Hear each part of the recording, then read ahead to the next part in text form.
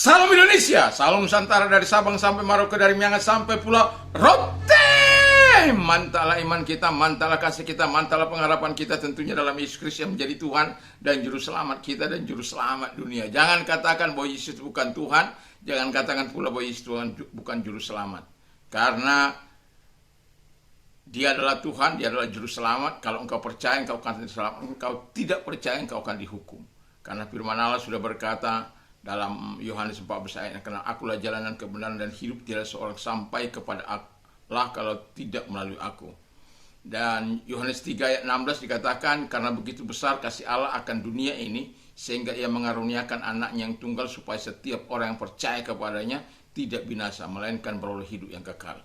Jadi Allah sangat mengasihi kita, dan Dia sebenarnya menyediakan surganya, tapi pilihan selalu ada di tangan kita. Tetapi mari pilih yang terbaik dengan percaya kepada Yesus. Puji nama Tuhan, saya mengucapkan selamat pagi. Kiranya Tuhan memberkati kita, kekuatan Tuhan, kekuatan firman, kekuatan iman, kekuatan doa senantiasa menyertai hidup kita dalam menjalani hari-hari ini.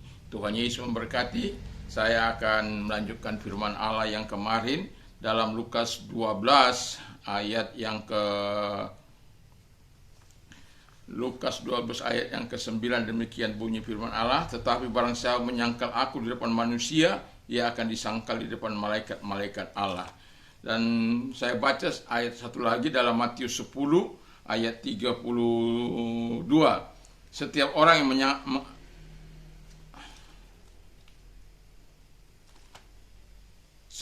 mengakui aku di depan manusia, aku akan mengakui di depan Bapakku yang di sorga. Terus kemudian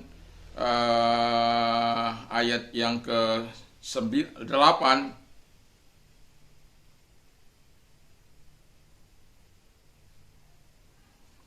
aku berkata kepadamu, setiap orang yang mengakui aku di depan manusia, anak manusia juga akan mengakui dia di depan malaikat-malaikat Allah. Jadi jelas bahwa ada pengakuan. Kemarin kita sudah menjelaskan bagaimana orang yang tidak mengakui Tuhan, dan sekarang kita masuk ke dalam orang yang mengakui Tuhan. Jadi temanya adalah mengakui Yesus di depan manusia. Dan jelas kata firman Allah, kalau kita mengakui Tuhan, mengakui Yesus di depan manusia, maka Yesus itu akan mengakui kita di hadapan malaikatnya, di hadapan Bapa di surga. Nah, yang pertama, kita mengakui Yesus di hadapan manusia ketika kita hidup benar, jujur, memiliki murah hati, ya. Jadi kita sebagai orang yang percaya tidak lepas dari hidup yang ketika kita mengatakan kita mengakui Yesus dalam kehidupan ini harus ada dalam hidup kita. Hidup benar, hidup jujur, memiliki hati yang murah atau hati yang baik, ya. Karena kita tidak bisa abaikan bahwa Tuhan itu penuh belas kasihan, penuh dengan rahmat. Tetapi saya mau katakan kepada kita sebagai orang percaya harus hidup benar dan jujur, karena ada banyak orang-orang hidup tidak benar. Karena kalau ada orang berkata, kalau mau hidup benar, jujur, hiduplah di sorga.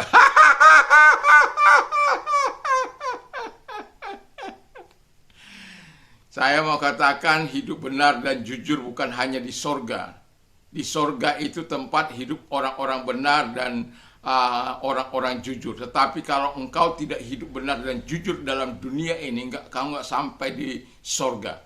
Kalau engkau mau hidup benar dan jujur dalam dunia ini, engkau baru sampai di sorga. Jadi kalau ada orang berkata, kalau mau hidup benar dan jujur harus hidup di sorga, orang tidak akan pernah hidup benar dan jujur. Orang tidak akan pernah hidup benar dan jujur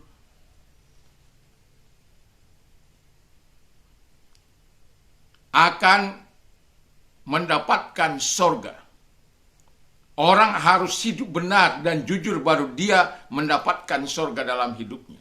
Jadi kita sebagai manusia, Jangan dipengaruhi dengan perkataan dunia. Kalau mau hidup benar dan jujur, hiduplah di dalam surga sana. Di dalam dunia ini dengan kekuatan Tuhan, kekuatan Roh Kudus, kita bisa hidup benar dan jujur dalam dunia ini.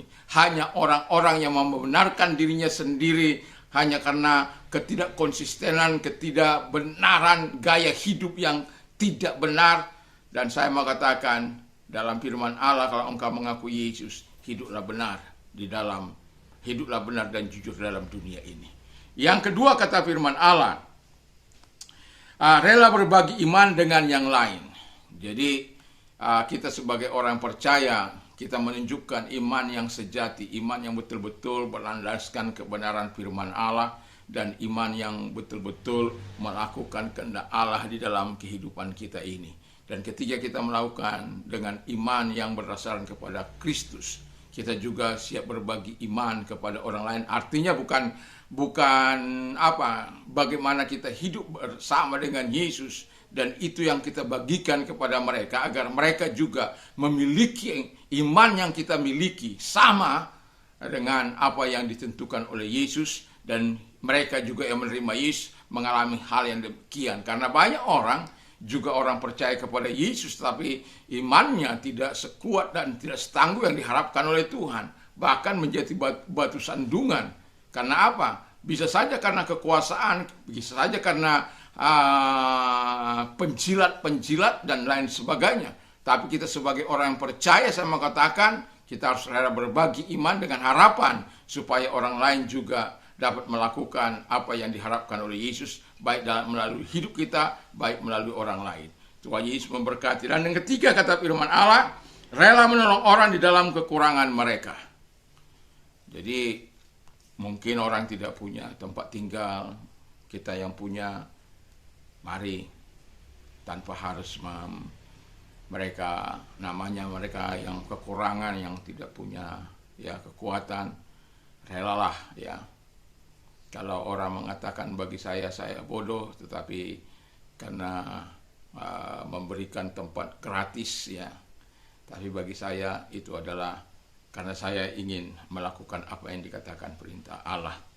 Jadi saya memberikan, walaupun ya itu rumah yang bisa saja menghasilkan sesuatu, tetapi saya memilih untuk melakukan apa yang dikatakan oleh firman Allah, rela menolong orang di dalam kekurangan mereka, supaya mereka bisa berteduh dengan nyaman, dan bahkan lebih besar dari rumah saya ini ya. Di tempat yang ada di rumah saya ini tidak ada kebun, di sana ada kebun mangga, semua ya, rambutan, pisang, jambu dan lain sebagainya. Kita membuka air 24 jam, rela berbagi bagi orang-orang yang berkekurangan. Walaupun kita bukan orang yang hebat-hebat, kita juga masih kekurangan, tetapi sama-sama rela berbagi di dalam kekurangan-kekurangan yang kita miliki.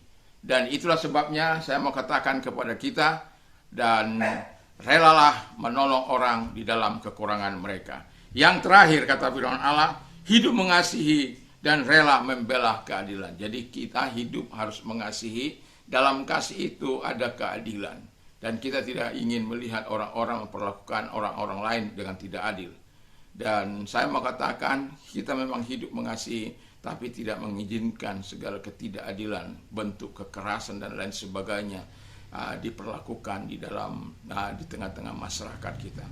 Dan saya paling tidak suka kalau orang melakukan kekerasan ya, dan ketidakadilan pada pasangannya. Itu biasanya saya akan, kalau saya lihat, saya dengar, dan kemudian saya akan mengingatkan. Kalau dia tidak mau diingatkan dan merasa hebat, merasa luar biasa, satu-satunya yang saya lakukan adalah daripada orang lain korban, saya akan melakukan atau call polis.